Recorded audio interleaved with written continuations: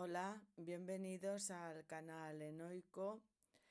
Para concluir este tema, vamos a comenzar a estudiar la literatura.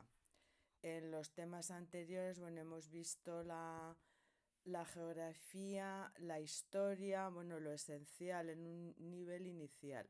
Vamos a hacer lo mismo con la literatura del griego clásico en un nivel inicial. Si algunos de vosotros ya tenéis suficientes conocimientos, pues bueno, pues esto os va a parecer son prácticamente un esquema de lo fundamental que hay que conocer. En cursos superiores, pues ya profundizaremos en cada uno de los autores. Bien, comenzamos con la literatura en la época arcaica. La literatura sigue las divisiones, la misma división que hemos visto en la historia, es decir, arcaica, clásica y helenística o helenístico-romana. Bien, recordar que la época arcaica abarca desde el siglo VIII hasta el siglo V antes de Cristo, comienzos del siglo V.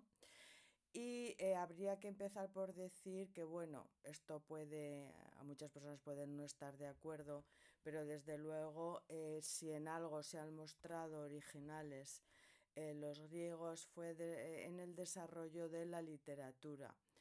Bien, algunos autores piensan que partió de la nada y se desarrolló de un modo enteramente original. Hombre, de la nada no partió, eso también es cierto, porque toda la influencia indoeuropea, preindoeuropea y de los pueblos, sobre todo de Asia, con los que estaban en contacto, ahí está.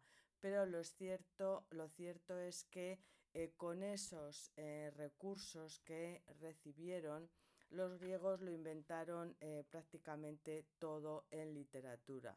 Y entonces eso da esa sensación de autenticidad, de frescor que no vemos en otros pueblos.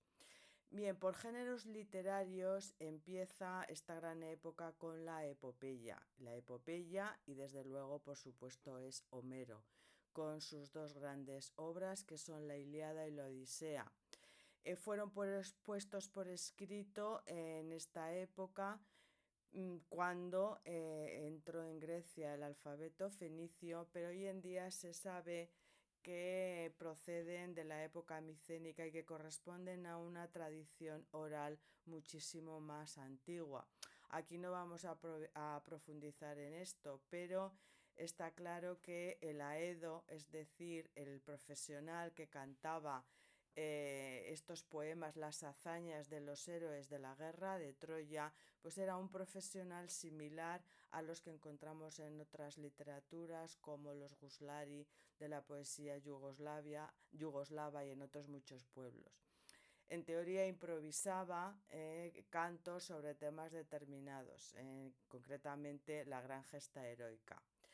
Tal y como Homero nos la describe, podemos distinguir aquí muchísimas fórmulas. Por supuesto era en verso, el hexámetro dactílico. Bueno, aquí no es momento ahora de estudiar la métrica. Y desde luego lo que sí que apreciamos es que en estos poemas se mezcla las hazañas de héroes que son de carne y hueso con los dioses que corresponden una epopeya que aunque no fuera realmente original de Grecia, desde luego en Grecia, tanto en Asia Menor como luego en la Grecia continental, pues alcanzó su máximo esplendor. Bien, los poemas homéricos no cuentan, o sea, la Ilíada y la Odisea, para aquellos que quieran saber qué ocurrió en la guerra de Troya, pues los poemas homéricos no lo cuentan, son solamente dos, por así decirlo, episodios que corresponden a todo el ciclo troyano. Concretamente la Ilíada, Ilion, Ilíada viene de Ilion porque Ilion es lo mismo que Troya, tiene como tema fundamentalmente la cólera de Aquiles. Estamos ya en el 10º año de la guerra.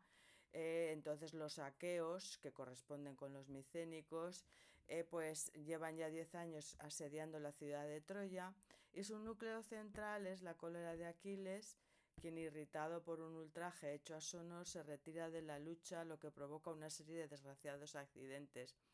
El más importante es la muerte de su gran amigo Aquiles, del gran amigo de Aquiles, Patroclo, y para vengar esa muerte Aquiles envuelve a la lucha, da muerte a Héctor, que es el gran héroe troyano. Aquí tenemos dos bandos, los aqueos y los troyanos, y más tarde devuelve el cadáver de Héctor a su padre Príamo. Y de hecho es que la Ilíada acaba con los funerales de Héctor. No nos cuenta el final de Troya, todo lo del caballo de Troya, etc. En el segundo poema de Homero, la Odisea, es más complicado y aquí sí que ya tenemos, tras la conquista, incendio y saqueo de Troya, los héroes aqueos que no han muerto vuelven a sus reinos en Grecia y todos consiguen llegar excepto uno que es Ulises. Lo de Odisea viene porque Odiseo es el nombre griego de Ulises. Ulises lleva pues otros 10 años dando vueltas por ahí sin poder regresar a Ítaca, su patria, porque los dioses, bueno, concretamente el dios Poseidón, se lo impide. Va superando todas las aventuras y concretamente el poeta aquí no nos cuenta las aventuras linealmente, sino que utiliza la técnica del relieve narrativo, lo que llamaríamos flashback. Es decir, digamos que el protagonista no aparece hasta el canto quinto. Los poemas homéricos se dividen en cantos, no en capítulos, sino cantos.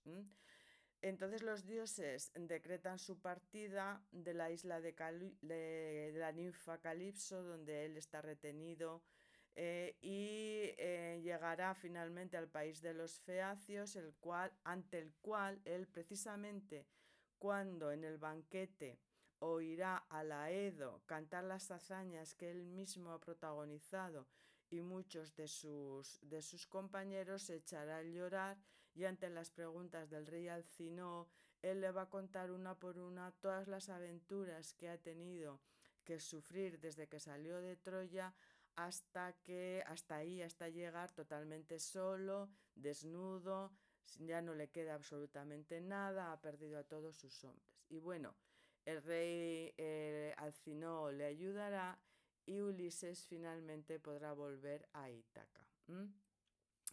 La Odisea pues abunda en fantasía, es el gran, digamos, primer libro de aventuras y de viajes de la literatura occidental. Seres maravillosos, dioses. Lo de los dioses en los poemas homéricos es algo realmente maravilloso, porque los dioses se relacionan con los humanos de igual a igual, aunque los dioses siempre son los inmortales, etc. Bien, el segundo, ya pasamos de Homero al segundo autor, que es Hesíodo. Hesíodo sigue las huellas épicas, pero estamos ya en la épica continental, es decir, él vivió en Beocia, en la Grecia central, y él mismo nos dice que su padre procedía de Asia Menor y la necesidad le había obligado a Beocia. Sus obras son la Teogonía, que es un poema en el que narra el paulatino proceso de la formación del mundo, eso es lo que quiere decir teogonía en griego, origen de los dioses, sus luchas contra las fuerzas de la naturaleza, divinizadas y personificadas. Y los trabajos y los días. Este es un poema en el que él nos va a dar consejos sobre el trabajo, la prudencia, la sabiduría, defendiendo el trabajo como medio para conseguir la paz y la concordia. Hesíodo ya se va a anticipar a lo que va a ser el descubrimiento de la personalidad en la poesía lírica, que es el otro gran género literario de la literatura arcaica.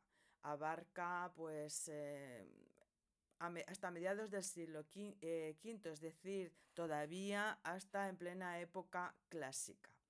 Bien, lírica quiere decir aquello que se canta al son de la lira, aunque no se utilizaba la lira para todos los géneros literarios. La vamos a dividir entre el elegía, el jambo y la lírica propiamente dicha. Bien, la elegía, el elegos, su nombre viene porque se utilizaba dísticos elegíacos, es decir, un conjunto de dos versos, un hexámetro y un pentámetro en dactílico, que bueno, son el metro es pues la forma, digamos, de medir, es decir, de formar lo que nosotros llamaríamos la rima, la prosodia, y que ahora, pues bueno, no viene al caso que lo sepáis. Los que ya lo sabéis, pues bien. La elegía empezó siendo una poesía de tipo guerrero usada para la exhortación a la lucha por poetas como Calino y Tirteo. También se utilizó para consuelo de uno mismo o de sus compañeros, como es el caso de Arquíloco, como medio de reflexión sobre el sentido de la existencia humana, como es el de Minervo, o como en el caso de Solón, que ya lo vimos, el gran político Solón, que utilizó la elegía como medio de exhortación política, de consejo a sus ciudadanos. Y también vemos esto en Teognis, es decir, nos tienen que sonar estos los nombres de Calino, Tirteo, Solón, Arquíloco, Minervo, Teognis. Bien, el segundo género dentro de la lírica es el jambo. El jambo sirvió de sus orígenes para la invectiva y el ataque personal o colectivo. Los más importantes autores que cultivaron este género son Arquíloco, Semónides e Hipocnacte. Y ya vamos a la lírica propiamente dicha, la cual se distingue o se clasifica en monódica, que quiere decir monos, en el que canta uno solo, ado cantar, es decir, nosotros cuando hablamos de lírica tenemos que pensar más muchas veces en una canción y en un coro que en lo que ahora llamamos poesía propiamente dicha. La, la música estaba íntimamente ligada al canto y también a la danza. Lo veremos en los coros. Bien, en la lírica propiamente dicha tenemos en el ámbito eólico a Alceo y Safo, que han plasmado en sus poemas, muchos de ellos perdidos hoy, sus anhelos, su interior, su alegría, sus tristezas. Sobre todo es conocida Safo, la gran poetisa, fue una mujer de la isla de Lesbos que nos ha dejado poemas maravillosos. Y luego en los, digamos, círculos jónicos tenemos a Anacreonte, que su nombre dio lugar propiamente a otro género literario en el que se canta fundamentalmente lo que es el amor, el vino y los placeres de la juventud, que en la poesía romana dará lugar al carpe diem, que también se ha heredado o han heredado las literaturas occidentales. Y por último tenemos dentro de la lírica lo que es la coral, es decir, el poeta componía una canción, o sea, un poema, pero para que fuera cantado por un coro. Estos poetas además eran profesionales que viajaban de reino en reino por toda Grecia y trabajaban por encargo. Se le encargaba un coro que había de muchísimos tipos en función de las fiestas o en función de los juegos que se celebrasen y algunos de ellos pues realmente son memorables. Insisto mucho en lo de la música porque va a ser fundamental, solo lo veremos en la creación de la tragedia. El ejemplo más antiguo es Almán, que compone cantos para ceremonias religiosas en Esparta. Luego tenemos a Estesícoro, el poeta nacional de Sicilia. Recordad que Sicilia forma parte de la Magna Grecia, es decir, culturalmente es griega. Íbico, Simónides, Baquílides y sobre todo el gran nombre es Píndaro. Píndaro nos ha dejado muchos coros, pero sobre todo es conocido por sus epinicios, cantos de triunfo en los juegos, en los distintos juegos, no solamente en los de Olimpia, que eso también son muy importantes, sino en otros muchos juegos que se celebraban en Grecia. Su poesía es maravillosa, es difícilmente igualable o imitada y desde luego pues su huella la podemos ver desde Horacio hasta Hölderlin en toda nuestra literatura europea. Bien, os he puesto aquí dos ejemplos de poemas ya traducidos, uno de Anacreonte y otro de Safo. El de Anacreonte, pues en este caso no, la traducción lo dice todo. Dice, mis sienes están canosas y blanca también mi cabeza. Ya no tengo la agradable juventud. Mis dientes están viejos y no me queda ya mucho tiempo de la dulce vida. Por eso sollozo, temiendo al mismo tiempo al tártaro, ya que es temible la hondonada del Hades y terrible la bajada hasta él, pues es una verdad incuestionable que al que ya ha bajado no le es posible subir. Bueno, para los que no sepáis, el tártaro es el sinónimo del Hades. Las almas de los muertos, según los griegos antiguos, bajaban, es decir, el Hades, el lugar donde iban las almas de los muertos, está abajo, de ahí lo de bajar. Bajar es sinónimo de morir. Bien, y aquí tenemos uno de los poemas más famosos de Safo, de los que se nos han conservado. Dice así, me parece igual a los dioses el hombre que enfrente de ti se sienta y te escucha mientras hablas dulcemente. Y sonríes con encanto, lo que me hace saltar en el pecho el corazón, pues en cuanto te miro un poco no puedo articular ni una palabra, sino que la lengua se paraliza, rápidamente un fuego me corre bajo la piel, no puedo ver nada con los ojos y se me quedan los oídos sordos. Un sudor frío se derrama por todo mi ser, un temblor se apodera toda de mí, me quedo más pálida que la hierba y me falta poco para sentirme morir.